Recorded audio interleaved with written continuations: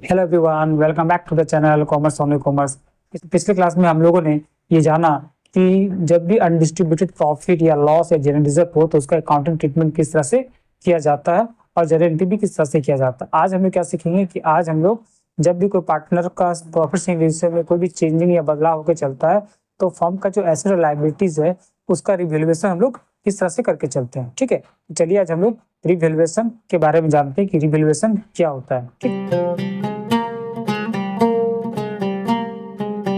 Revaluation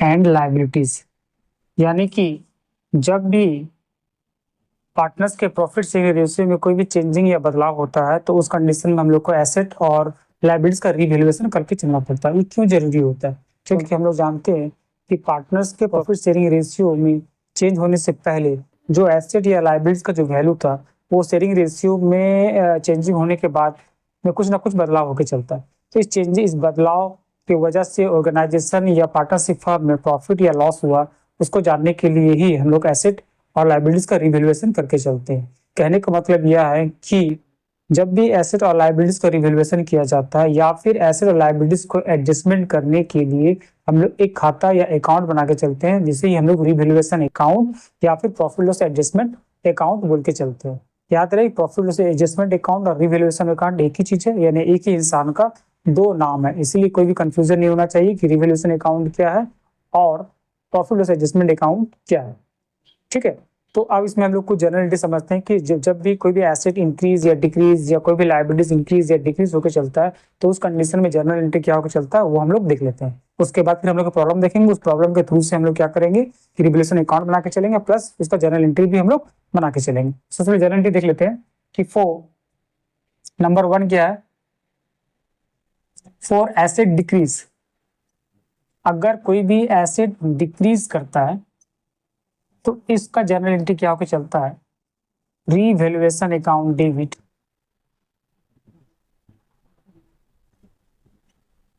to asset, कोई भी asset, मान लीजिए लैंड बिल्डिंग है, प्लांट एंड मशीनरी है, फर्नीचर फिक्सचर है, अगर उसका वैल्यू डिक्रीज होकर चलता है तो उसका जनरल एंट्री हम लोग क्या करेंगे, revaluation account debit to asset करके चलते हैं। और अगर इंक्रीज कर जाए तो उसका just opposite, for asset increase.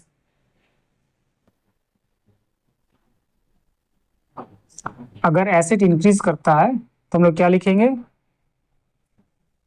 Assets account debit to revaluation. ठीक है, तीसरा क्या है, मान लीजिए कि फॉर लायबिलिटीज डिक्रीज। अगर लायबिलिटीज डिक्रीज होता है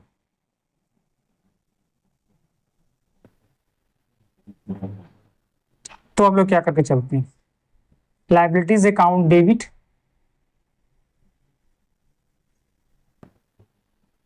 to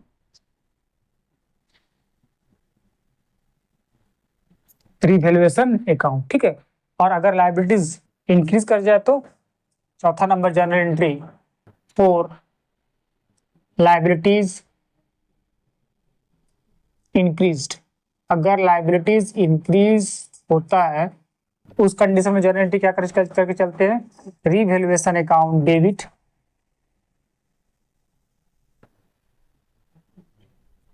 to liabilities.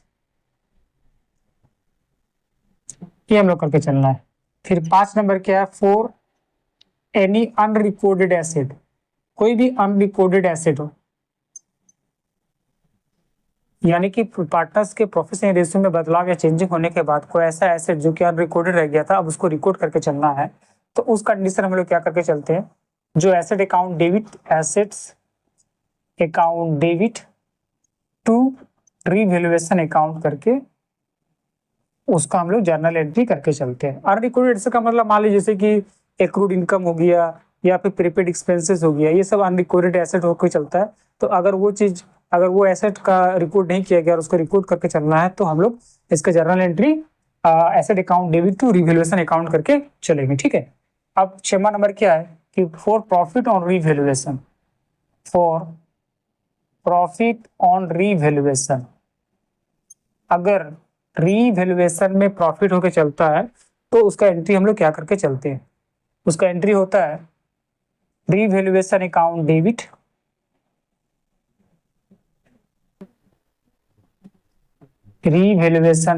Debit to partners capital account.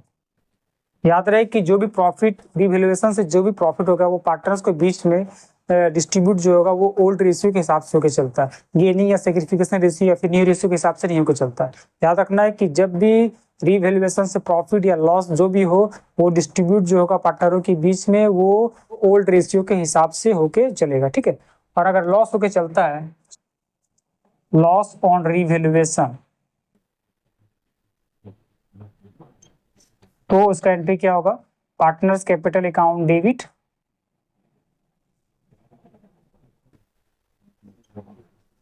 To revaluation, ठीक है। अगर लॉस होगा तो loss partners capital account debit to revaluation करके होके चलता है, ठीक है। अब हम लोग कुछ प्रॉब्लम देख लेते हैं, उस प्रॉब्लम के थ्रू से हम लोग रिवैल्यूएशन अकाउंट खोल के चलेंगे प्लस उसका जनरल एंट्री भी बना के चलेंगे। तो इसके थ्रू ले लीजिए, ठीक है। चलिए अब देखते हैं कि ये क्वेश्चन है। चलिए कुछ क्वेश्चन, इस क्वेश्चन को आप पहले राइट डाउन या फिर नोट कर लीजिए, फिर उसी के आधार पर हम लोग क्या करें, रिवैल्यूएशन अकाउंट और जनरल एंट्री बना के चलेंगे, ठीक है। तो चलिए स्टार्ट करते हैं।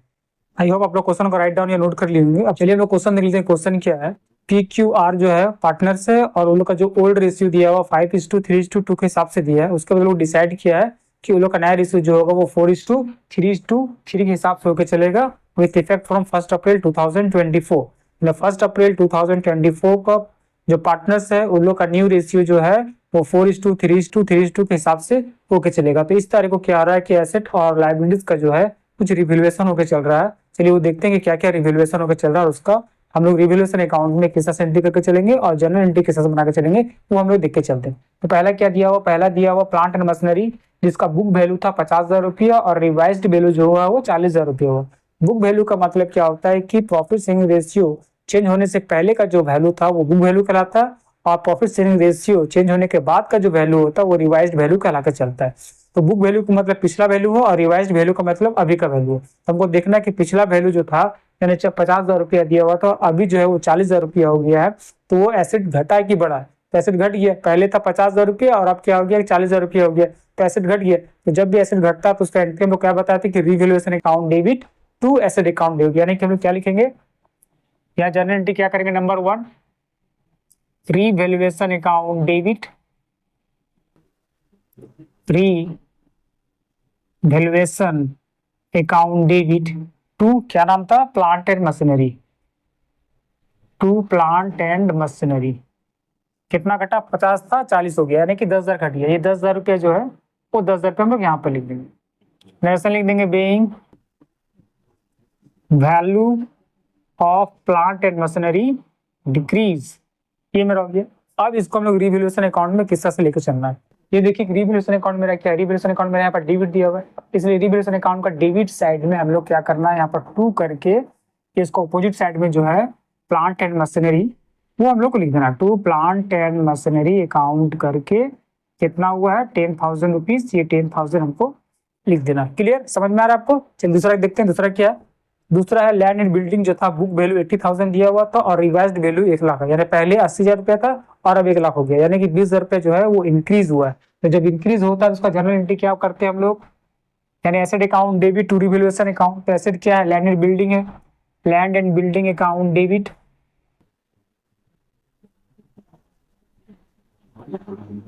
To revaluation,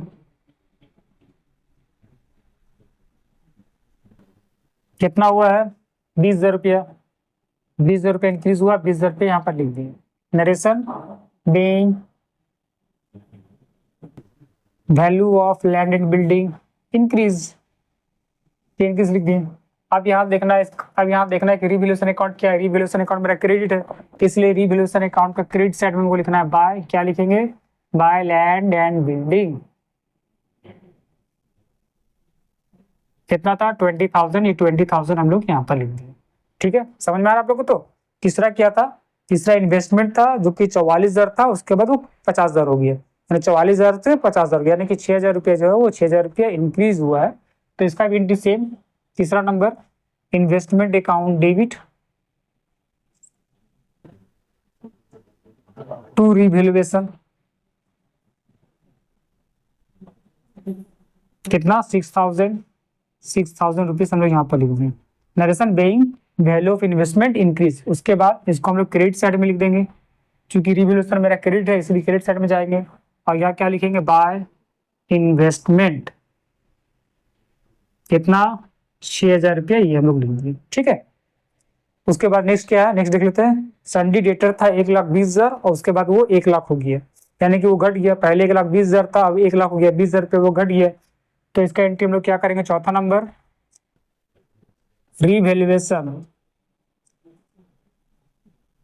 account debit to sundry debtors, कितना 20,000 रुपया, 20,000 रुपया। नरेशन लिख देंगे being value of sundry debtors decrease, और इसको हमको क्या करना है कि रीवैल्यूएशन का डेबिट साइड में लिख देंगे टू सन्डी डेटर्स 20,000 रुपये लिख देंगे, ठीक है। उसके बाद देखते हैं उसके बाद क्या है। नेक्स्ट है ट्रेड क्रेडिटर्स, 1,40,000 रुपया बुक वैल्यू दिया है वो, और रिवाइज्ड वैल्यू जो है वो 1,20,000 रुपया हो गया। ट्रेड क्रेडिटर्स मेरा क्या होता है, ट्रेड क्रेडिटर मेरा लाइबिलिटीज होता है, यानी पहले जो ट्रेड क्रेडिटर था 1,40,000 रुपया था और वो 1,20,000 रुपया हो गया, यानी कि लाइबिलिटीज मेरा घट गया। तो जब ये लाइबिलिटीज घटता है तो उसका एंट्री हम लोग क्या बताए थे, 5वां नंबर एंट्री लिखेंगे ट्रेड यानी liabilities account debit trade creditors account debit to revaluation account, कितना 20,000 रुपया हुआ, ये 20,000 रुपया 20,000 रुपया लिख देंगे being value of trade creditors decrease. और उसके बाद चूंकि रिवैल्यूएशन मेरा जो है वो रिवैल्यूएशन मेरा क्रेडिट है, इसलिए रिवैल्यूएशन में क्रेडिट साइड में हम लोग क्या लिखेंगे, बाय ट्रेड क्रेडिटर्स, कितना 20,000 रुपीज। उसके बाद नेक्स्ट देखते हैं, नेक्स्ट क्या है, आउटस्टैंडिंग एक्सपेंसेस दिया हुआ है, बुक वैल्यू दिया हुआ है 11,200 रुपया और रिवाइज्ड वैल्यू जो है वो 12,000 रुपये दिया है, यानी कि 800 रुपया जो है वो लाइबिलिटीज मेरा बढ़ गया। तो जब लाइबिलिटीज बढ़ता है तो उसको हम जनरल एंट्री क्या करते हैं, 5वां 6वां नंबर यहाँ कर देते हैं revaluation account debit to outstanding expenses, कितना बढ़ गया 800 रुपया, ये 800 रुपया 800 रुपया लिख देंगे। नरेशन में क्या लिख देंगे, being value of outstanding expenses increase. अब इसको हम लोग रिवैल्यूएशन अकाउंट में कहाँ शिफ्ट करके चलेंगे, अब चूंकि रिवैल्यूएशन अकाउंट जो है मेरा डेबिट है, इसलिए इसका डेबिट साइड में टू आउटस्टैंडिंग एक्सपेंसेस करके हम लोग लिख देंगे, कितना लिखेंगे 800 रुपया।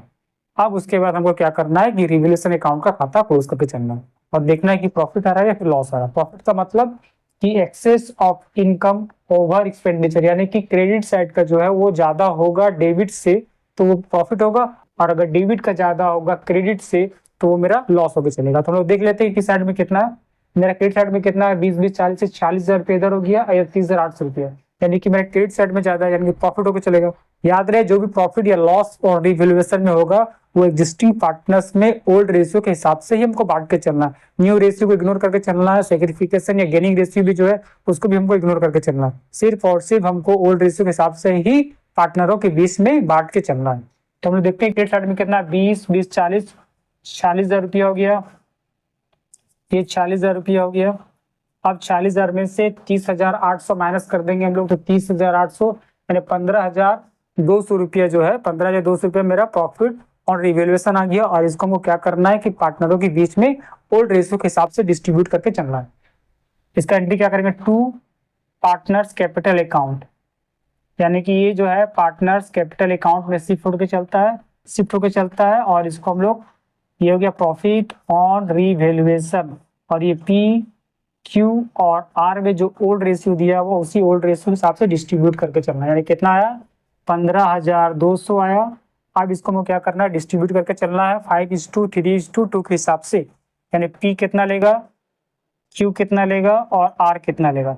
ये हो गया 15,200 इंटू 5:2 यानी 5/10 पी, फिर 15,200 इंटू 3/10 क्यू, और फिर 15,200 इंटू 2/10 करके ये आर का हो जाएगा। यानी कितना हो गया, ये 0 का 0, 5 में 10 के 0, हाथ में लगा 25 से 26 के 6, हाथ में लगा 2, 7,600 जीरो, 6 का 6, 15 के 5, आप लगा 1, 4,560, 0, 4, 3,040, यानी कि पी का हो जाएगा 7,600 रुपया, क्यू का हो जाएगा 4,560 रुपया, और आर का हो जाएगा 3,040 रुपये। ठीक है, इस तरह से हम लोग रिवैल्यूएशन अकाउंट का खाता क्लोज करके चलते हैं। अब इसका जर्नल एंट्री किस तरह से करके चलना है। 7वां नंबर journal entry, revaluation account debit, revaluation account debit 15,200 to P's capital to Q's capital account और to R's capital account. P का कितना है 7,600, क्यू का है 4,560 और आर का है 3,040 रुपये। ऐसे में ले देंगे bank profit on revaluation transfer to partners capital account in old ratio. ठीक है, क्लियर, समझ में आ गया। आप लोग इसको ले लीजिए, मिलते हैं नेक्स्ट वीडियो में। तब तक के लिए बाय। आप लोग प्रैक्टिस करते रहिए, ठीक है।